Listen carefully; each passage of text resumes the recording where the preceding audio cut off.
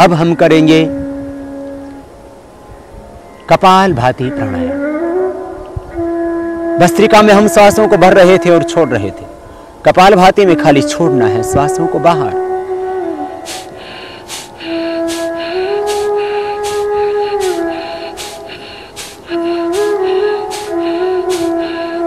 श्वासों को बाहर छोड़ रहे हैं और जब श्वासों को बाहर छोड़ते हैं तो उदर का आकुंचन होता है सहज, पेट जाता है अपने आप अंदर।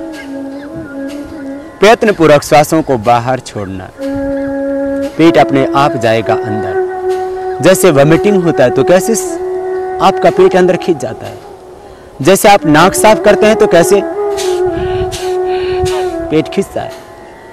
सांस को बाहर ही धक्का देना पूरे प्रयत्न से, पूरी शक्ति से।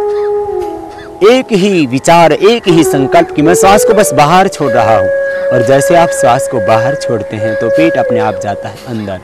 होता है कपाल भाती प्राणायाम।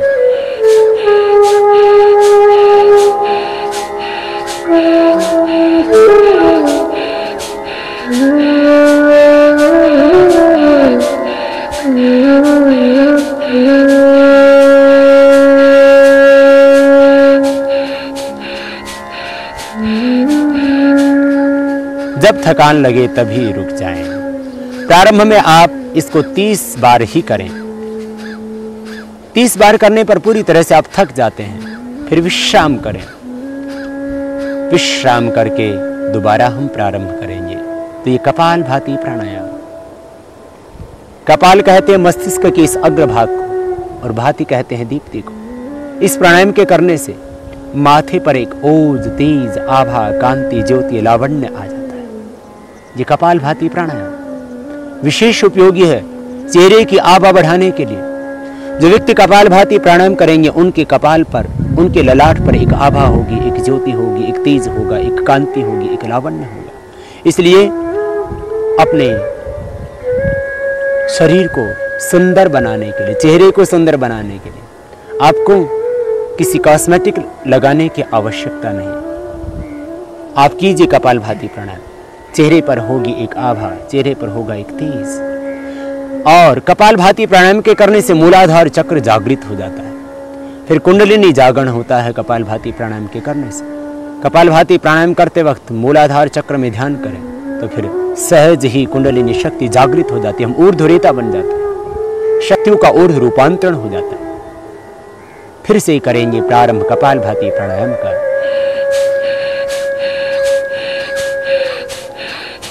सांस को पूरी शक्ति के साथ में बाहर छोड़ रहे हैं और मन में है एक संकल्प, एक विचार कि मेरे शरीर में जितने भी रोग हैं, विकार हैं, दोष हैं, अशुद्धियां हैं, सब बाहर निकल रही हैं। शरीर में जब विजातीय तत्व संग्रहित होते हैं तभी रोग पैदा होते हैं। आप कपाल भाती प्राणायाम को करते समय मन में विचार करें कि मेरे शरीर में जितने भी टॉक्सिन्स हैं, ऑक्सीडेंट्स हैं, सब बाहर निकल रहे हैं। जब शरीर में टॉक्सिन्स रहेंगे नहीं, शरीर में जब ऑक्सीडेंट्स रहेंगे नहीं तो व्याधियां कैसे समा सकती है देह में। इसलिए विचार करें, शरीर की जितनी भी नेगेटिव एनर्जी है सब बाहर निकल रही है।